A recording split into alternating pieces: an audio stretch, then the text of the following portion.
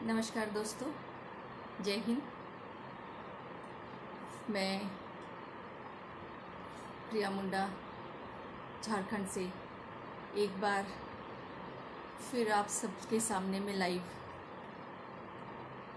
देश के कुछ बड़े बड़े मुद्दे जो अभी चल रहे हैं उनके बारे में बात करने के लिए आई हूँ। आपकी राय जानने आई हूँ, आपका समर्थन लेने आई हूँ।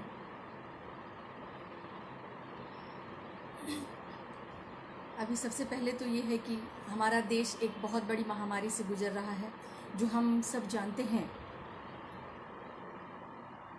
कोरोना का दूसरा लहर जो हमारे देश में आ चुका है, उससे हमें बचना है, हमारे देश को जीतना है। उसके लिए सबसे पहले हमें ये करना है कि हमें अपने घरों में सुरक्षित रहना है।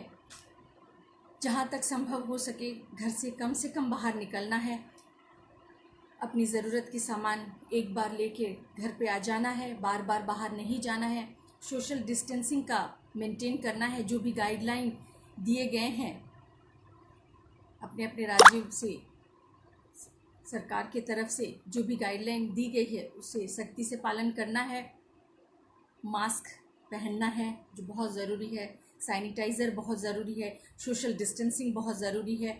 ये सारी चीज़ों का पालन करना है ताकि जो ये चेन है, इस चेन को हम तोड़ पाएँ और इस बहुत बड़ी जो महामारी हमारे देश को घेर रखी है, इससे हम अपने देश को बचा पाएँ।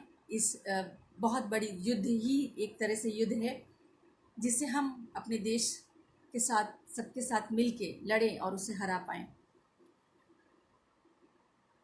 मैं उन सब संस्थाओं को और संगठनों को धन्यवाद देना चाहती हूँ जो इस महामारी के काल में सामने आकर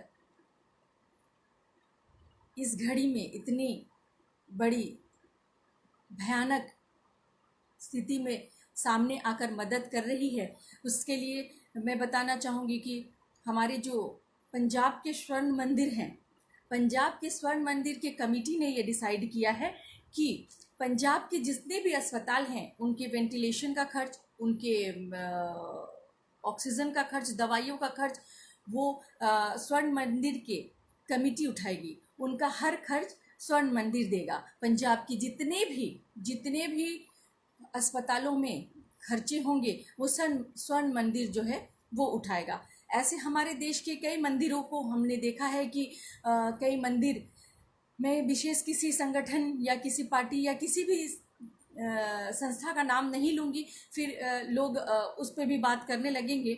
इसीलिए मैं कहना चाहूँगी कि कुछ संस्था और कुछ संगठन ऐसे हैं जिन्होंने अपने स्कूलों को कोविड हॉस्पिटल में बदल दिया है, कुछ मंदिरों को कोविड हॉस्पिटल में बदल दिया गया है। मैं धन्यवाद देती हूँ कि उन लोगों ने आगे बढ़ के इतना बड़ा कार्य किया है, क्योंकि ये महामारी इतनी ज़्यादा है कि हमारे देश के अस्पतालों में बेड की कमी हो रही है। इस समय में बड़े बड़े संगठनों को सामने आके मदद करना ही चाहिए और वो कर रहे हैं। इसके लिए मैं हाथ जोड़ के धन्यवाद देती हूँ।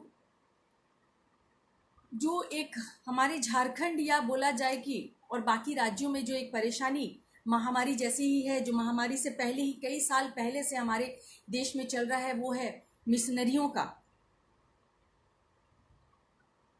हमारे भोले भाले भाइयों को कन्वर्ट करने का, कन्वर्शन की तरफ ले जाने का। तो मैं आज ये भी कहना ये चाहूँगी कि हमारे जनजाति समाज के गाँवों में जाकर मिशनरी लोग बीमारी का बहाना, बीमारी में चंगा करने का बहाना बनाकर वो लोग हमारे भोले भाले भाइयों को कन्वर्ट कर रहे हैं।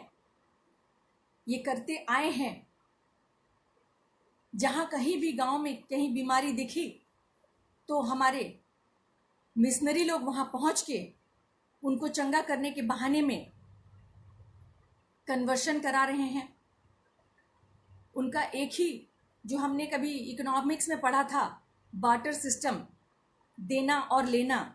मैंने आपको चंगा किया, आप हमारे ये में कन्वर्ट हो जाओ। ये कई सालों से इनका खेल चल रहा है। तो मैं आज उन मिशनरियों से पूछना चाहूँगी जिनके पास अरबों की संपत्ति है, उनके भी कई स्कूल हैं जो आज बंद पड़े हैं महामारी के कारण। उनके भी कई हॉस्टल्स हैं जो अभी खाली हैं। क्यों नहीं वो उन हॉस्टलों को कोविड हॉस्पिटल में बदल रहे हैं? हर बार उन्होंने बीमारी का बहाना करके भोले भाले जनजातियों को भड़काया है और कन्वर्ट किया है।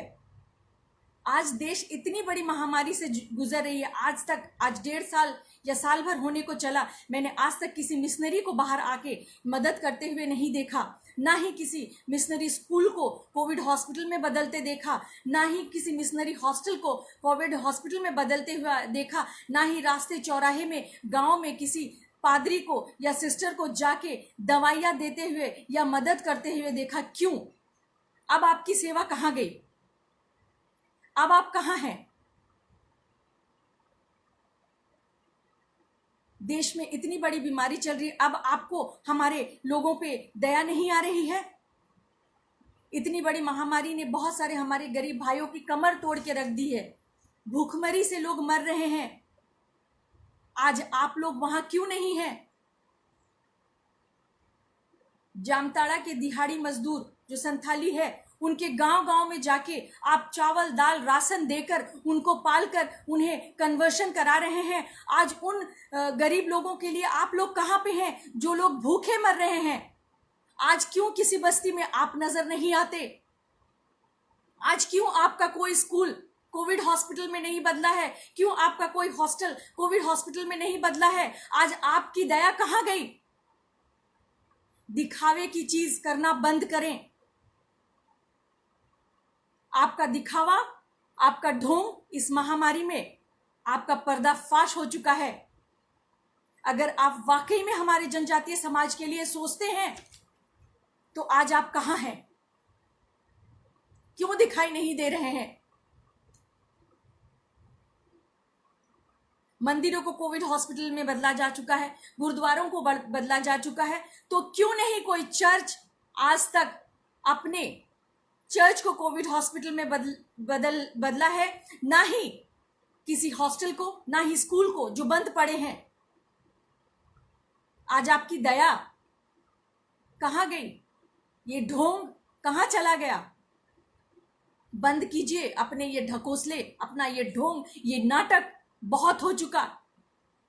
हमारे जनजाति भाइयों से भी मैं कहना चाहूंगी, हमारे देश के हर एक राज्य के जनजाति भाइयों से ये कहना चाहूंगी कि अब तो आपको साफ ये नजर दिख रहा होगा कि क्या कोई मिशनरी संस्था आई है आपकी मदद के लिए?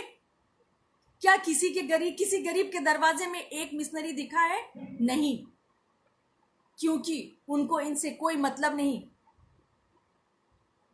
अब भी कहूंगी अपने भाइयों से, जनजाति भाइयों से जो गांव में हैं या दूसरे राज्यों में हमारे जनजाति भाई हैं, उन लोगों से अनुरोध करूंगी कि आंखें खोलिए और उन लोगों की सच्चाई को अब आपके सामने ये आ चुकी है। आज कहीं भी मिशनरी वाले नहीं है। एक ऐसा अस्पताल मिशनरियों का बताइए जो कोविड हॉस्पिटल में बदल दिया गया है, एक ऐसा हॉस्टल, एक ऐसा स्कूल, एक ऐसा चर्च, एक ऐसा गिरजाघर कहीं नहीं मिलेगा आपको। ये लोग ढोंगी है, ढोंग करना चाहते हैं। बीमारी के नाम से आपको बहला फुसला के अपनी संख्या बढ़ाने का खेल खेल रहे हैं। बंद कीजिए। गरीबों को भोजन, दवा कहां? आज आप कहां हैं? शर्म आनी चाहिए आपकी इस हरकतों पे। लानत है आपकी इस हरकत पे। छुप के बैठे हुए हैं, अब आप कहां हैं? बाहर आइए, सेवा कीजिए। पूरा देश में हाहाकार मचा हुआ है, लोग बीमार हैं, कहीं दवा की जरूरत है, कहीं भोजन की जरूरत है, पर आप कहीं नहीं हैं। आप अपने बिल में चुप से घुसकर बैठे हुए हैं, तमाशा देख रहे हैं। जहां स्थिति संभली फिर आप निकल के अपना ये नाटक, ये खेल शुरू करेंगे। अब ये नहीं होगा, बहुत हुआ। आप लोगों का चेहरा, असली चेहरा इस महामारी में दिख गया है। दोस्तों, दूसरा मुद्दा ये मैं बोलना चाहूंगी जो अभी सुर्खियों में है, हमारे बंगाल के बारे में। बंगाल जल रहा है, हमारा बंगाल जल रहा है। ममता बनर्जी खुद एक विधायक से 1600 वोटों में हारने का बदला किस तरह से ले रही है, ये आप देख रहे हैं। जब भी मानव जाति पर अन्याय हुआ है, देवी के रूप में नारी, कभी दुर्गा, कभी काली, या अनेकों रूप लेकर आके अपने मानव जाति को छुटकारा दिलाया है। औरत को ममता की मूरत कहा जाता है, और ये ममता जी को देखिए, अपनी हार का बदला वो लोगों का खून बहा कर दे रही हैं।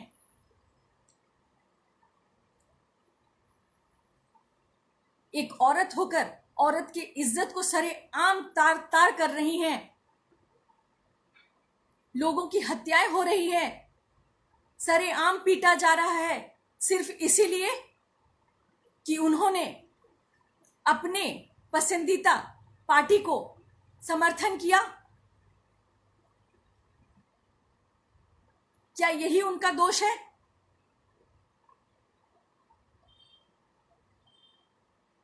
इतिहास में आपका नाम किस नाम से लिखा जाएगा? हमारे भारतीय इतिहास में औरतों का बहुत अच्छे से सम्मान से नाम लिया गया है, बहुत सम्मान से उनका नाम लिया गया है। उन्होंने जब जब जरूरत पड़ी है देश को मदद की है, देश को बचाने के लिए सामने आई है, हथियार उठाया है। और आप सत्ता के लालच में इतनी अंधी हो गई हैं कि आप बहू बेटियों की इज्जत के साथ खेल रही हैं। आप एक नारी होके नारी के साथ में इतना अत्याचार करवा रही हैं। आप इतनी अंधी हो चुकी हैं। मैं अपने देश के उन महिला कार्यकर्ताओं और नेत्रियों से पूछना चाहूंगी, खास माफी चाहूंगी, प्लीज मुझे कोई कॉल ना करे, वीडियो कॉल ना करे इस लाइव के दौरान, क्योंकि आप देख ही सकते हैं मैं लाइव में हूं। ये बेवकूफ़ी ना करें, बाद में मैं बात करूंगी।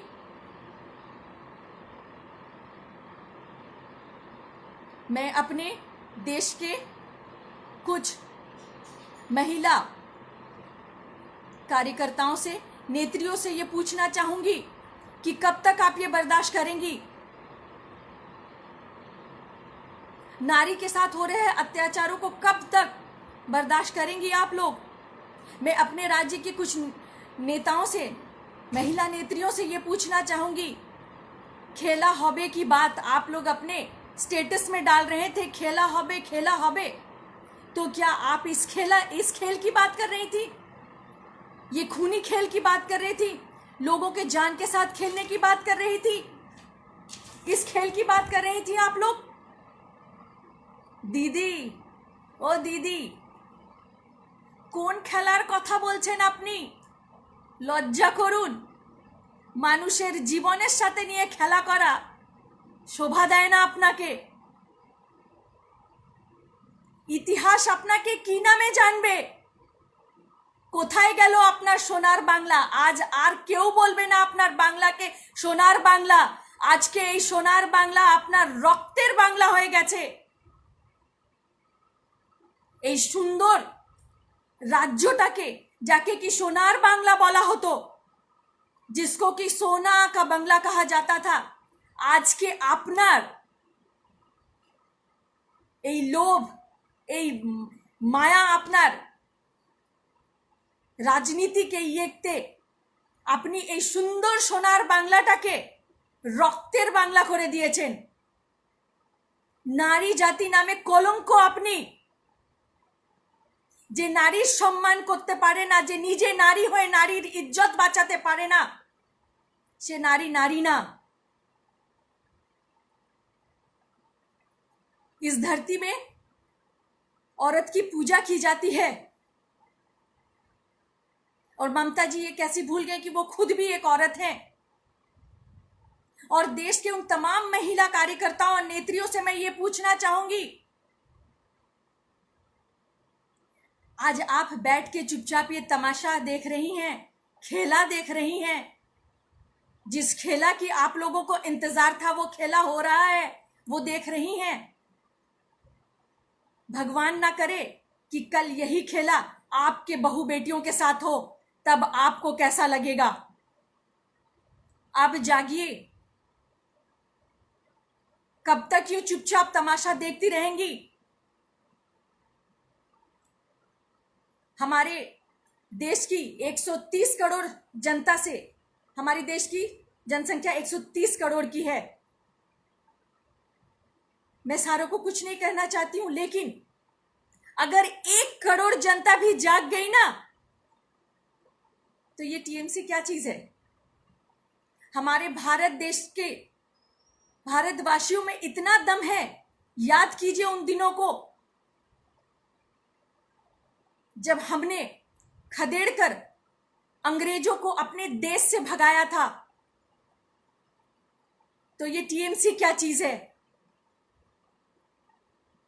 कब तक हम केंद्र सरकार के भरोसे बैठे रहेंगे? कब तक हम किसी और के भरोसे बैठे रहेंगे? क्यों हम खुद नहीं अपनी रक्षा के लिए खड़े हो जाएं?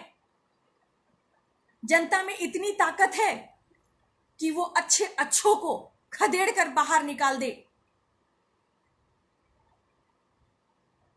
दीदी, बहुत मजा आ रहा है आपको इस खेल में। खेला होबे, खेला होबे।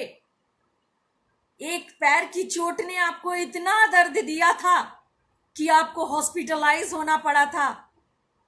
आज उस दर्द का हिसाब आप कहां से देंगी? किसी के बेटे को लूटा है आपने, किसी के माथे से मां का साया छीन लिया है आपने, लोगों को बेघर कर दिया है आपने। अरे आक्रमण करना है तो किसी बड़े को आक्रमण कीजिए। अगर है दम आप में तो मोदी जी पे आक्रमण कीजिए, बड़े बड़े नेतागण पे आक्रमण कीजिए। ये छोटे छोटे कार्यकर्ताओं पे आक्रमण करके क्या जगह दिखाना चाह रही हैं? आपकी हिम्मत इन छोटे कार्यकर्ताओं तक ही है।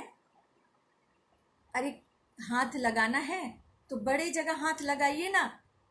ललकारना है तो मोदी जी को ललकारिए ना।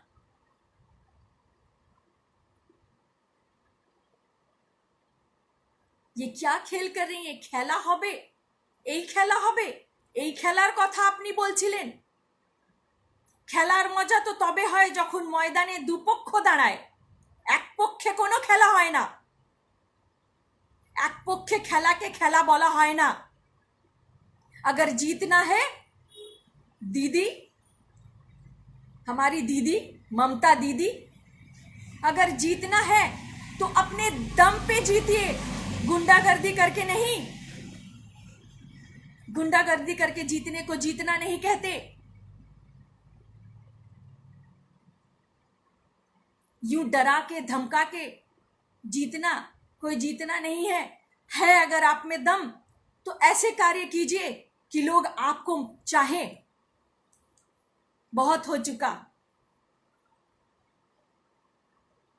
आपके एक छोटे से चोट में आपने पूरे राज्य को सर पे उठा लिया था, घरों को उजाड़ दिया है आपने। अब इस पे क्या कहना है? मैं उन संस्था से, उन नारी शक्ति संस्थाओं से जिन्होंने संगठन बना रखा है नारी संस्था के नाम से, उन संगठनों को, उन संगठनों की प्रमुखों से बात करना चाहूंगी कि कहां हैं आप? कहां है दुर्गा वाहिनी? सामने आइए। वक्त आ गया है अपने हक और अपने ऊपर हो रहे अत्याचारों का जवाब देने। एक औरत से 130 करोड़ जनता, एक औरत से हमारी 130 करोड़ जनता डर गई? नहीं। संगठित होइए, हो रहे अत्याचारों पे आवाज उठाइए। कब तक सहन करते आएंगे हम ये सब?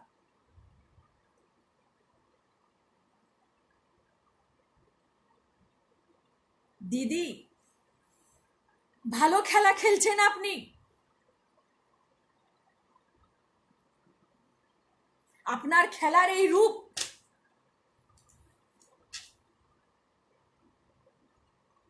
সোনার বাংলা আজ আপনার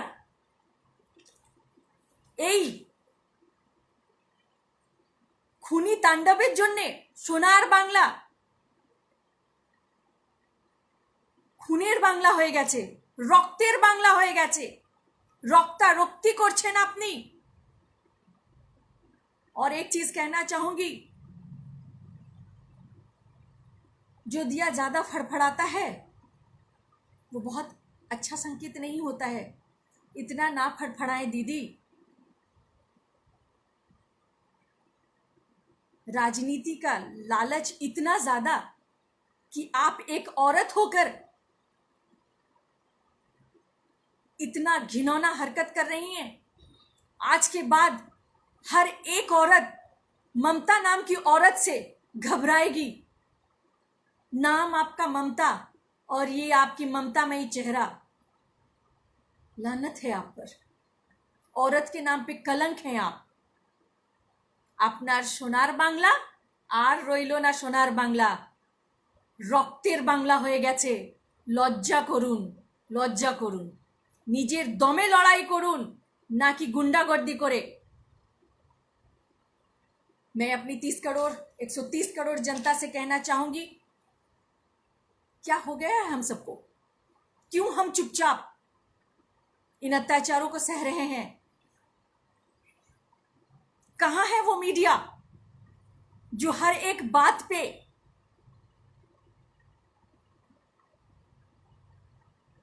सामने आ जाती थी? आज वो मीडिया कहां सो रही है? कहां है वो बड़े बड़े बोलने वाले सामाजिक कार्यकर्ताएं जो इन अत्याचारों को सह रहे हैं? क्यों नहीं हर राज्य से आवाज उठ रहा है? कहां है वो सारी मीडिया? क्यों है, क्यों चुप है? किसका डर है? ज्यादा नहीं, बस 1 करोड़ सोए हुए लोग अगर जाग गए, जाग जाइए। हिंदुओं की जागने की बारी है। कब तक यूं सोते रहेंगे? आज ये किसी और के घर में हो रहा है, कल ये आपके साथ हो सकता है। आवाज उठाइए।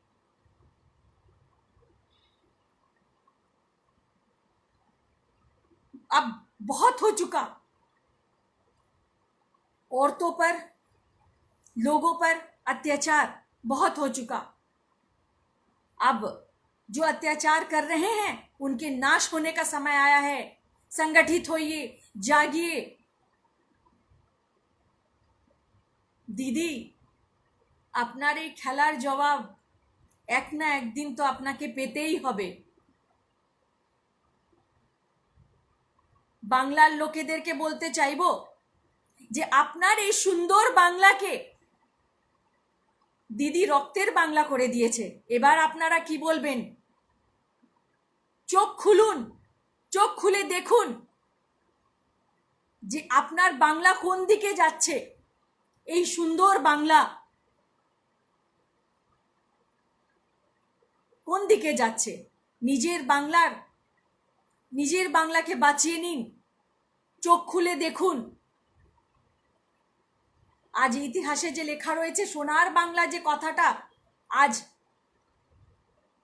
এক এমন নির্বুদ্ধি বউয়ের জন্যে, এক এমন নির্বুদ্ধি মহিলার জন্যে সোনার বাংলার থেকে রক্তের বাংলা হয়ে গেছে। এটা কি আপনারা মেনে নিতে পারছেন? এটা মেনে নেওয়ার মতন জিনিস নয়।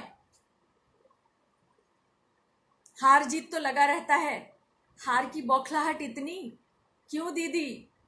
डर है? किस बात का डर है? जो खून की नदियां बहा रही हैं, बलबूते पर लड़िए, ताकत पे इस तरह से नहीं। आप कमजोर हैं, ये आपने तो साबित कर ही दिया है।